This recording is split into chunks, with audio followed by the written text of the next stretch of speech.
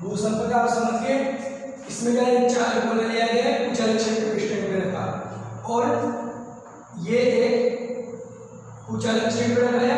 फिर मैंने एक धनावेशित छड़ में पास में लेके आया, धनावेशित छड़ में पास में लेके आया तो क्या हुआ,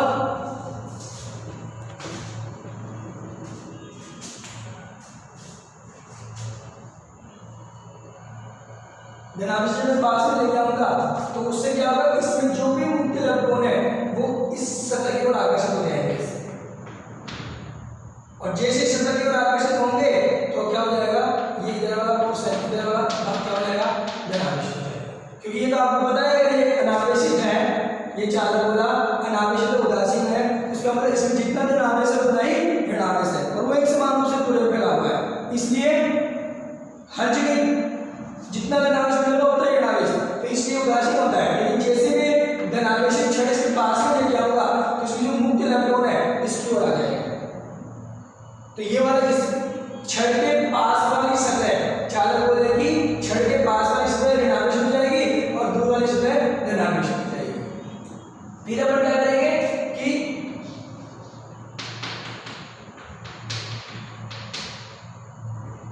इसको भू संपर्कित करेंगे, इस चालक को भू संपर्कित करने से क्या होगा, तो इसमें क्या होता है, ये आकर्षित हो गया था तो ये आवेश इससे बंधा हुआ है और ये फ्री है।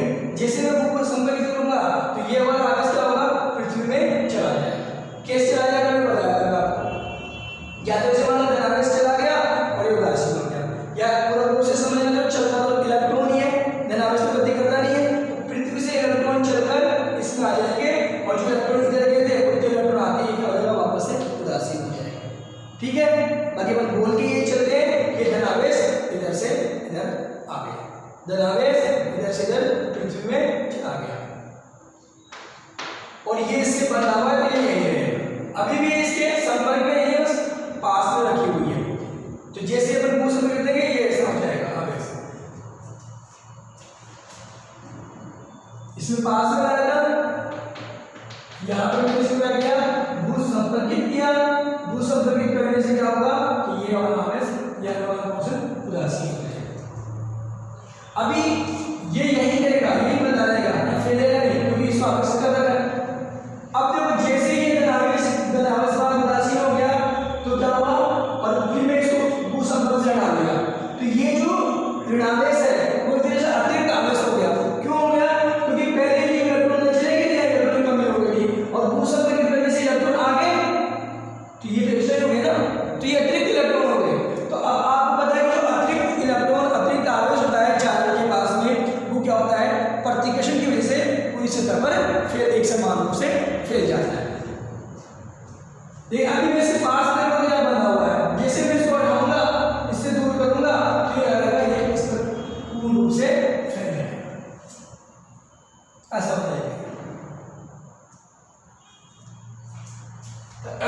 इसमें क्या होगा कि जब अपन आवेशित छड़ धनावेशित छड़ लेके आए, पहले उदासीन था, ये धनावेशित छड़ लेके आए तो अपना बोला क्या हो गया, ऋणावेशित। धनावेशित लाए थे, ऋणावेशित हो गया।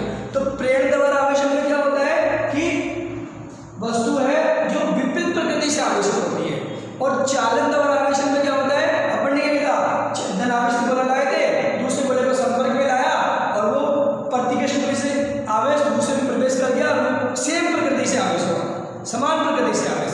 चालन द्वारा आवेशन में समान प्रकृति से आवेशन होता है और विपरीत, और प्रेरण द्वारा आवेशन में विपरीत प्रकृति से आवेशन होता है। यही अगर मैं जैसे मान लो ये वाली छड़ ऋणावेशित था, ये वाली छड़ क्या था, ऋणावेशित, तो क्या होता, छोटे बता दूं, ये एक गोला था और ये छड़ ऋणावेशित था। ऋणावेशित का क्या होता, इसके अंदर जो इलेक्ट्रॉन होते हैं वो प्रतिकर्षण महसूस करते हैं और जहां जैसे इलेक्ट्रॉन प्रतिकर्षण को अगर आते हैं तो ये वाले भाग क्या होते हैं, धनावेशित, ये वाले भाग आपके क्या होते हैं, धनावेशित होते हैं। फिर इसको मैं क्या करता हूं, भू संपर्कित करता हूं। अब देखो अब ये वाला भाग है, ये वाला जो आवेश इससे बंधा हुआ और ये फ्री है, तो जो फ्री आवेश होगा जो मुक्त होगा वो इसको प्रवेश कर जाएगा, ये सारे इलेक्ट्रॉन इधर आ जाएंगे। जैसे इलेक्ट्रॉन इधर आएंगे ये इलेक्ट्रॉन की दिक्कत ही ये उदासीन हो जाएगा, धनावेश बंधा हुआ क्योंकि पास में और ये उदासीन जैसे भूषण बनता है, फिर भूषण बल आ जाएगा, भूषण बल निकाल दोगे भूषण, ये चीज रहेगी। फिर छड़ को क्या बता देते हो, तो अभी मैं जैसे बताया था कि ये इलेक्ट्रॉन इसमें आ जाएंगे, ठीक है, तो फिर आपके पास में जैसे इसने इसको हटाया, ये जो धनावेश इसमें अतिरिक्त हो गया, ये धनावेश क्या हो गया, इसमें अतिरिक्त हो गया। फिर इस छड़ को हटाऊंगा, फिर अतिरिक्त आवेश क्या करेगा, पूरी सतह पर प्रतिकर्षण बल से एक समान रूप से। अब इसमें क्या हुआ, मैंने ऋणावेशी छड़ ली थी, धनावेशी, तो प्रेरित और आवेश में विपरीत प्रकृति से आवेशन होता है।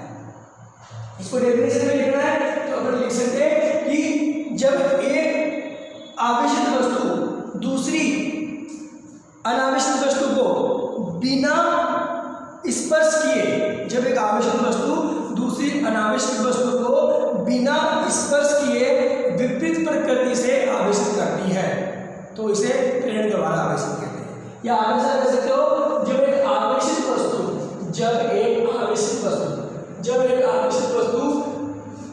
दूसरी अनावेशित वस्तु पर बिना स्पर्श किए विपरीत प्रकृति का आवेश उत्पन्न करती है, तो इसे प्रेरण द्वारा आवेशन कहते हैं।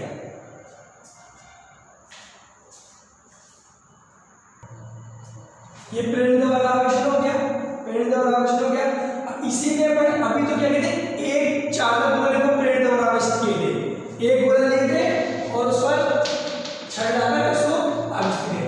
अब अपन क्या करें, दो चालक गोलों का प्रेरण द्वारा आवेशन, दो चालक गोलों का प्रेरण द्वारा आवेशन, मतलब ये गोला ये संपर्क में है, कुछ अलग स्टैंड पे रखे हुए, कुछ अलग स्टैंड पे रखे हुए, दोनों इनके पास में वही एक आवेशित छड़ लेके आ रहा हूं, मान लो धनावेशित छड़ लेके आ रहा हूं, ठीक है, मैं धनावेशित छड़ लेके आ रहा हूं, ये आपका ए गोला मान लो, इसको बी मान लो। जैसे मैं धनावेशित, दोनों चालक है, क्या है, चालक और दोनों संपर्क में है, दोनों संपर्क में। जैसे आपने सीधे धनावेश छड़ लेके आऊंगा तो होगा क्या, कोई संपर्क नहीं, उदासी का धनावेश है, तो जितना धनावेश मौजूद है उतना ही धनावेश मौजूद है। संपर्क में तो इधर से इसके मुक्ति लक्षण भी इधर आए होंगे, इसके मुक्ति लक्षण भी इधर आए होंगे, एक समान रूप से सारे सब जगह बटे हुए, इसलिए अनावेश उदासी में आ रहा है। अब मैं धनावेश छड़ लेके आ रहा हूं तो क्या होगा कि इसमें जो भी मुक्ति लक्षण है वो क्या करेंगे, इधर इस सतह की ओर आकर्षित होंगे इधर से। अब एक तरह से संपर्क में एक ही चीज हो गई, एक गोले के समान, इसको समझेंगे अपन एक ही वस्तु के समान। सारा इसके भी आ जाएगा, इसके भी इधर से चलकर इधर आ जाएंगे, इधर वाला पोर्शन आवेशित हो जाएगा और ये वाला पोर्शन क्या हो जाएगा, धनावेशित। फिर वो प्रोसेस आपको पता ही है। देखो एक चीज हो रहा है कि मैं आपको पहले वाले बताना भूल गया, क्या है, ये गोला है और ये मैं छड़ लेके आता हूं धनावेशित, तो धनावेशित छड़ लेके आता हूं, तो उस स्थिति में क्या होगा कि ये इलेक्ट्रॉन लगाएंगे और ये धनावेशित, तो देखो इसको थोड़ा धीरे धीरे समझते हैं। जैसे धनावेशित लगेगा एक इलेक्ट्रॉन लगाएगा, आसानी से खींच जाएगा। अब दूसरा इलेक्ट्रॉन आने लगेगा ना, तो ये धनावेशित छड़ तो दूसरे इलेक्ट्रॉन को क्या करेगी, खींचेगी, और ये धनावेशित लगेगा इस इलेक्ट्रॉन को प्रतिकर्षण करेगा। समान प्रकृति के आवेश में प्रतिकर्षण और असमान में आकर्षण, ये तो खींचेगा और ये प्रतिकर्षण करेगा। लेकिन इसका परिमाण ज्यादा होने की वजह से ये सुबह ज्यादा स्ट्रोक तरीके से खींचेगा और ये कम प्रतिकर्षण करेगा, तो ऐसे करके ये इसको खींच लेगा। ये प्रतिकर्षण कर रहा है, ये खींच रहा है, इसका बल ज्यादा है इसलिए खींच के चल जाएगा, लेकिन ज्यादा लगाना पड़ेगा। अब जिस लोग तीसरे इलेक्ट्रॉन लगाने की कोशिश करेगा तो ये इसको खींचेगा, अभी दोनों तक खींचेंगे, तो पहले तो अकेले खींचेगा, दोनों तक खींचेंगे, फिर ज्यादा खींचेंगे, अभी भी यही ज्यादा खींचेगा क्योंकि इसके बाद ज्यादा आवेश है, तो ये भी है। ऐसे में धीरे धीरे ऋणावेश इकट्ठा होता जाएगा और वो हर अगले इलेक्ट्रॉन को आने से रोकेगा प्रबल तरीके से। ये तीन जितने प्रबल तरीके से छोटे इलेक्ट्रॉन को आने में रोकेंगे ना, ये तीनों छोटे इलेक्ट्रॉन को आने से जितनी स्ट्रॉन्ग तरीके से रोकेंगे, उससे ज्यादा स्ट्रॉन्ग तरीके से पांचों को रोकेंगे, क्योंकि ये इसको रोक रहे हैं, इसलिए दो रोक रहे हैं इसको, और ये आगे से अभी आ गया। अब इस छोटे को क्या करेंगे,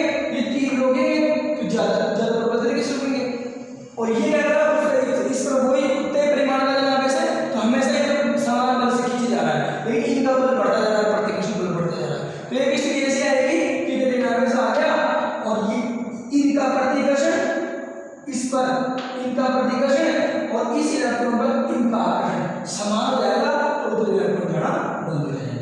और ये आपको पता है जैसे जैसे इलेक्ट्रॉन लेंगे वैसे वैसे आपका ऋण आवेश आ गया होगा, जैसे इलेक्ट्रॉन आपका ऋण आवेश आ गया होगा।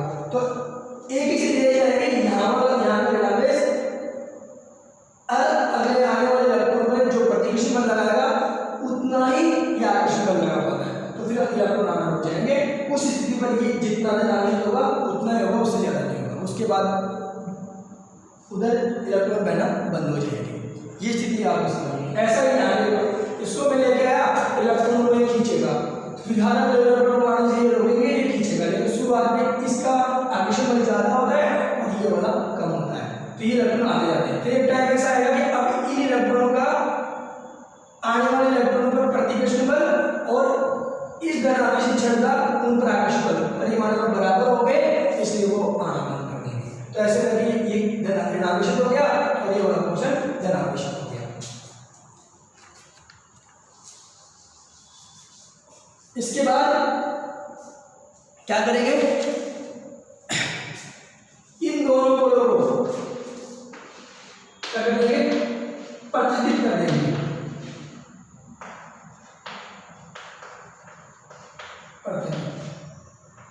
मतलब अलग अलग कर देंगे, थोड़ा दूरी बना देंगे, टच से पहले दूरी बना देंगे। और ये इसके पास में ही है, ये जो आवेशक है हटाई नहीं है, पास में है, स्पर्श नहीं करा रहे, बस दूर कर रखे, उनको देखिए प्रेरित हो रहा है। ये आने वाले से काम हो रहा है, तो ये इसका गुण देखिए ये वाला हो रहा है, तो हम बोलेंगे प्रेरित हो रहा है। ये दूर कर लिए, दूर करने से क्या होगा, ये त्रिशिण आवेश को बांधने वाला ये यहीं रहेगा और ये वाला बना। अब ये तो दूर हो गया, तो ये तो क्या करेगा, ये ऐसे हो जाएगा और ये भी हो जाएगा, ये दूर हो गया, ये तो आवेश मैंने तो थोड़ा सा अलग कर दिया ऐसे करके। अब जैसे मान लो इस दूरी पे डिपेंड करेगा, जैसे मान लो कि ये अब ये भी इसको प्रतिकर्षित कर रहा होगा या नहीं कर रहा होगा, तो मैं थोड़ा ज्यादा दूर कर देता हूँ ना इनको, ऐसे करेंगे। मान लो थोड़ा प्रतिकर्षित किया, प्रतिष्ठित किया, तो ये ध्यान रहे सीधे जाने से, और वो ज्यादा दूरी पे क्या होगा मैं इनको, तो ये त्रिज्या पास इसको बांधने वाला और मैं इसको हटा दिया, समझो मैंने अपनी दूर कर दिया था और ये पास में तो ये बंधा हुआ था, तो ये ऐसे रहेगा। अब मैं इसको हटा दिया इस छड़, तो क्या होगा, छड़ को हटा दिया तो ये वाला इसमें क्या हो गया, इसमें एक्स्ट्रा हो गया और ये वाला इसमें एक्स्ट्रा हो गया। पहले वाला में क्या था, भू संपर्कित कर रहे थे, भू संपर्कित करने से जो आवेश था एक भाग का छड़ से आगे से छड़ के दूसरी ओर के भाग का जो आवेश था वो पृथ्वी में चला गया था, फिर बाद में उसमें जो आवेश था वो अतिरिक्त हो गया था। अब यहाँ पे कैसे आना अतिरिक्त आवेश, पहले दोनों संपर्क में थे, इलेक्ट्रॉन इधर खींच गए, इधर आवेश है, इलेक्ट्रॉन कम हो गया, इधर आवेश हो गया, इलेक्ट्रॉन इधर खींच गए, इधर आवेश हो गया, ये इलेक्ट्रॉन कम हो गया, इधर आवेश हो गया। फिर इनको दूर कर दिया तो ये इलेक्ट्रॉन एक्स्ट्रा हो गए, ये इधर आवेश एक्स्ट्रा हुआ था, ये इलेक्ट्रॉन दूर कर दिया और ये मैंने इसको हटा दिया, तो इसमें इलेक्ट्रॉन अतिरिक्त हो जाएंगे और इसलिए धन आवेश अतिरिक्त हो जाएगा। तो ये अतिरिक्त आवेश में चालन कर देता है, क्या होगा, प्रतिकर्षण की वजह से पूरी समय पर वितरित हो जाएगा। तो ऐसे करके ये आपका ये तो ए जो बोला वो ऋण आवेश और बी बोला जो धन आवेश, इस प्रकार से दो चालन बलों को ऐसे। अब इसे भू संपर्कित करने की आवश्यकता नहीं पड़ी, तो इसमें दोनों चीजें हो गई कि धन आवेश छड़ लेके आया था, एक ऋण आवेश हो गया, एक धन आवेश, एक ऋण आवेश हो गया, एक धन आवेश हो गया। मतलब वो जो पास वाला जो बोला था वो विपरीत प्रकृति से होगा, पास वाला जो था वो विपरीत प्रकृति से, इसमें यही बात है।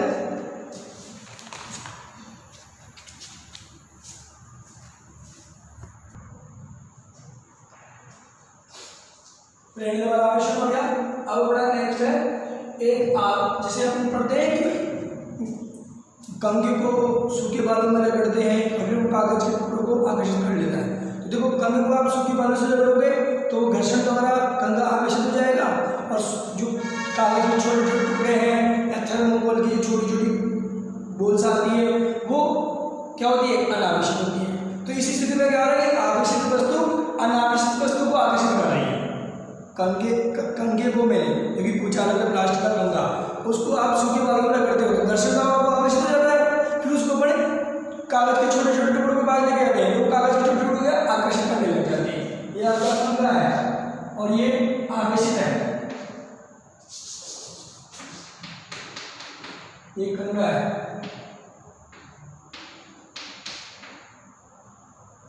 और इसको मैं छोटे छोटे टुकड़ों के पास लेके आता हूँ, ये क्या करते हैं इसको चिपक जाते हैं। ये करके आपने देखी है, तो ये आवेशित कंगा है। तो आवेशित वस्तु और ये कागज के टुकड़े आपके क्या होते हैं, अनावेशित होते हैं। क्या होते हैं, अनावेशित कागज के छोटे टुकड़े या थर्मोकोल की जो बोल सारी छोटी छोटी वो वाली, तो जैसे आकर्षण के पास लेके आता हूँ तो ये आकर्षण में लग जाती है।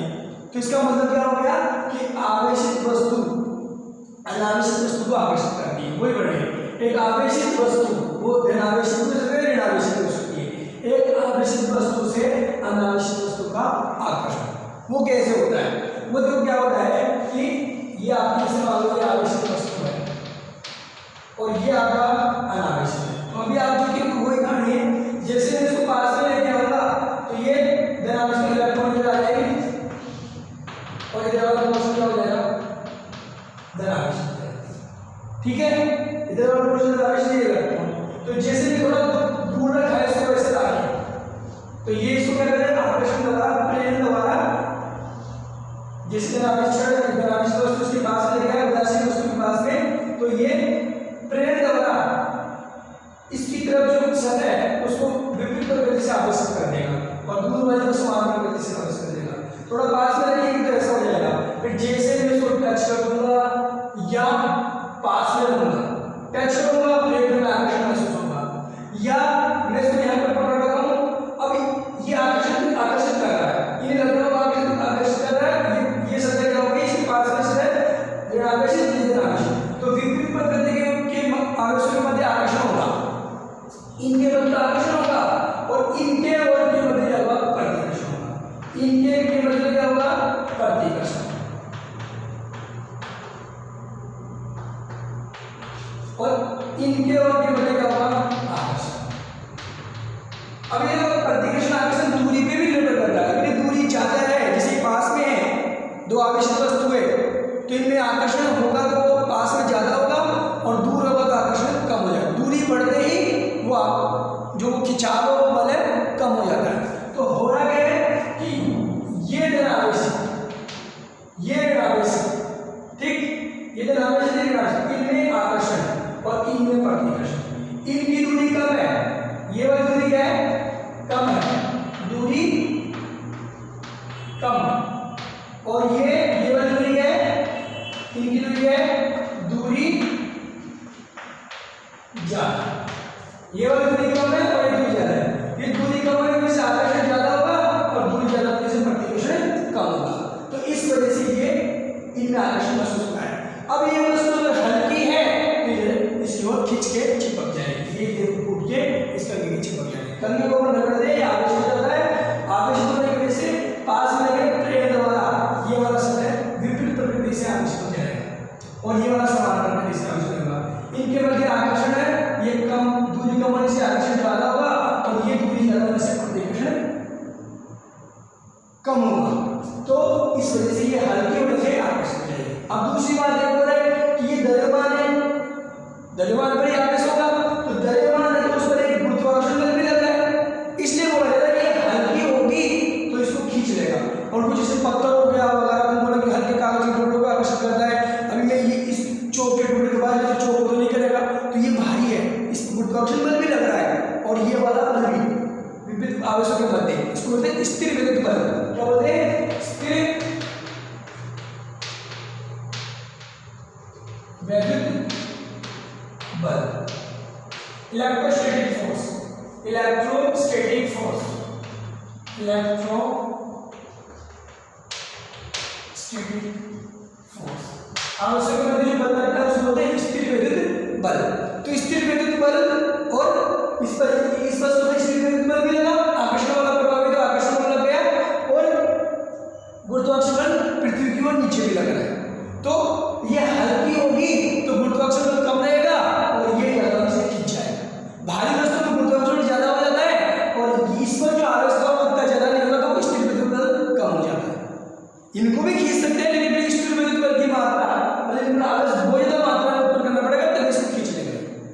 लेकिन नॉर्मली जब तुमको रगड़ के लाते तो उसमें इतना ही आवेश आता है कि वो हल्के कागज के ऊपर थर्मोकपल को आकर्षित कर सकता है। तो ऐसे करके एक आवेशित वस्तु अनावेशित वस्तु को आकर्षित करती है।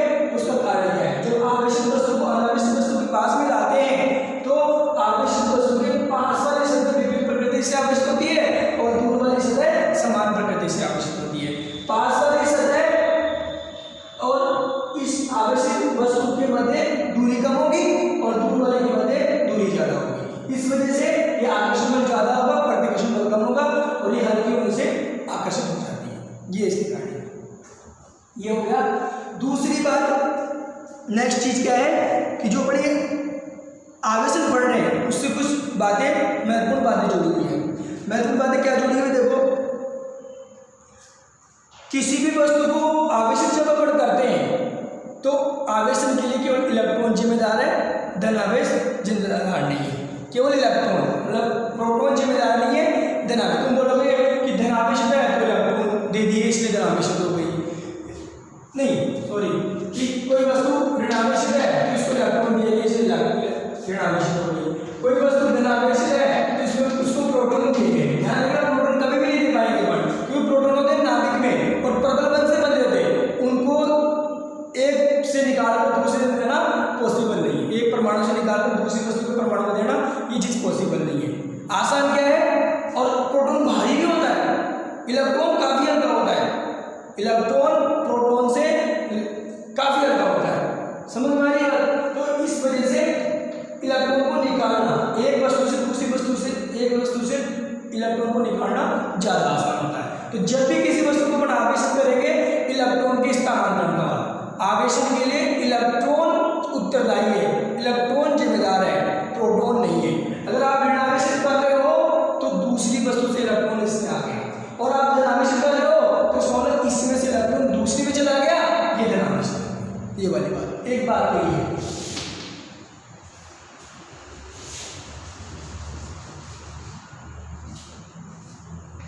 आवेशन के लिए इलेक्ट्रॉन उत्तरदायी है। दूसरी बात क्या है? दूसरी बात यह है कि जब भी वस्तु आवेशित होती है, जैसे मान लो एक धन आवेशित वस्तु है और ये ऋण आवेशित, मतलब हो रहा क्या है? ये दो धात्विक गोले हैं। क्या है?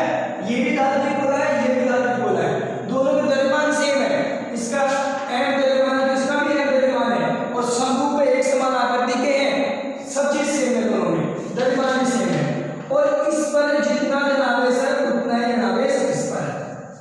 आवेश की मात्रा इस पर जो धन आवेश है उतना ही इस पर ऋण आवेश है। इस पर जितना धन आवेश है उतना ही ऋण आवेश है। तो उस स्थिति में क्या होगा? धन आवेश गोला क्या होगा? हल्का होगा। नहीं, देखो मैं क्या बोल रहा हूं कि दो गोले थे जिनके द्रव्यमान सेम थे, दो गोले द्रव्यमान सेम थे, फिर बाद में हम उसको आवेशित कर रहे हैं। दो गोले हैं द्रव्यमान सेम, फिर इसको मैंने कर दिया धन आवेशित, इसको कर दिया मैंने धन आवेशित और इसको कर दिया मैंने ऋण आवेशित। तो उस स्थिति में धन आवेशित करने के लिए क्या करना पड़ा होगा? इससे इलेक्ट्रॉन निकालना पड़ा होगा तो इसका द्रव्यमान कम हो गया होगा और इसको इलेक्ट्रॉन देना पड़ा होगा, इसका द्रव्यमान क्या हो गया? बढ़ गया। शुरू में दोनों के द्रव्यमान सेम थे लेकिन जब मैं इसको धन आवेशित किया उतना ऋण आवेशित इसको किया, जितना धन आवेशित इसको किया उतना ऋण आवेशित इसको किया मैंने, तो इसमें से इलेक्ट्रॉन निकालने पड़े, इसलिए द्रव्यमान कम हो गया और इसका द्रव्यमान बढ़ जाएगा। बोलने के लिए, बाकी अगर प्रैक्टिकली देखें तो ये द्रव्यमान में कमी और वृद्धि हुई है, बिल्कुल नगण्य हम इग्नोर कर देते हैं। समझ में आई बात? ये दूसरा पॉइंट था।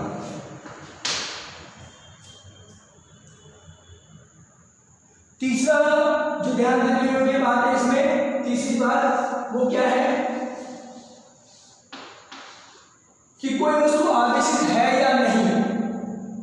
आवेशित है या नहीं, उसके लिए देखो आवेशित तो आकर्षण भी हो सकता है, प्रतिकर्षण भी हो सकता है, लेकिन प्रतिकर्षण वाला जो प्रतिकर्षण जब होगा तो आप श्योरिटी से कह सकते हो कि ये आवेशित है। अगर दो वस्तु आकर्षित होती है तो कोई श्योरिटी नहीं कि वो आवेशित है। अगर दो वस्तु आकर्षित होती है तो सुनिश्चित नहीं है कि वो आवेशित ही हो, क्योंकि आकर्षण तो गुरुत्वाकर्षण बल की वजह से दो द्रव्यमानों के मध्य भी लगता है, दो उदासीन द्रव्यमानों के मध्य आकर्षण बल लग जाएगा और प्रतिकर्षण बल नहीं लगता। लेकिन आवेशित जब होती है वस्तुएं तो आकर्षण भी हो सकता है, प्रतिकर्षण भी हो सकता है।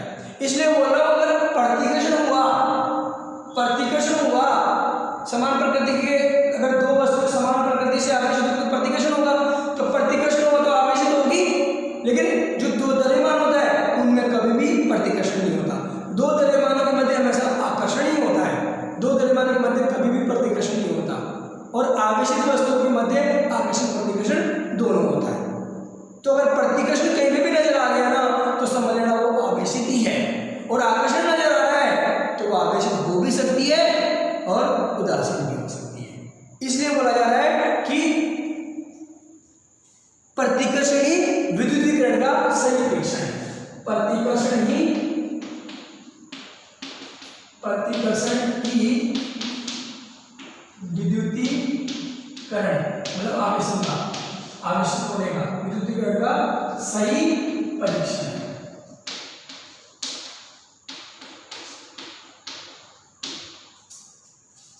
अगर दो वस्तुएं आकर्षित हो रही है तो वो उदासीन, दो द्रव्यमान उदासीन तो उनमें भी हो सकता है गुरुत्वाकर्षण बल की वजह से, और दो वस्तुएं आकर्षित हो रही है तो आवेशित होने की वजह से भी आकर्षित हो सकती है। लेकिन अगर प्रतिकर्षण हो रहा है तो केवल वो आवेशित होने की वजह से ही हो रही है।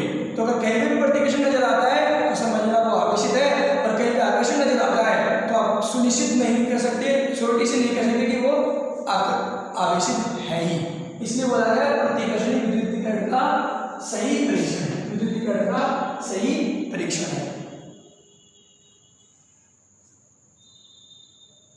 और जिसे आवेश की उपस्थिति का परीक्षण, आवेश की उपस्थिति का परीक्षण, आवेश की उपस्थिति का कैसे पता लगाओगे? आवेश की उपस्थिति का पता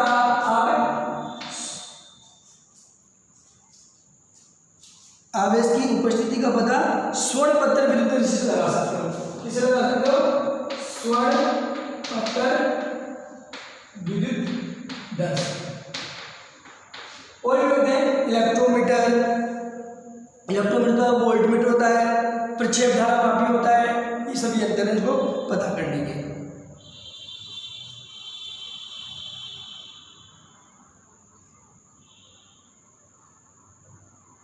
और देखो किसी वस्तु को धनावेशित करने का क्या तरीका है, और किसी वस्तु को धनावेशित करने का क्या तरीका है कि जब 0.1 एंगस्ट्रॉम से 10 एंगस्ट्रॉम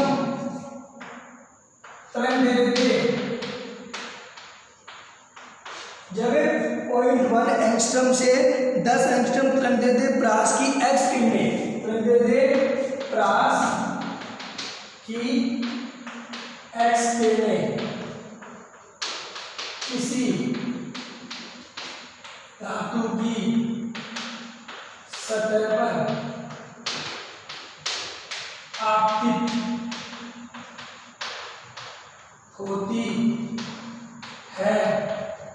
तो उससे इलेक्ट्रॉन उत्सर्जित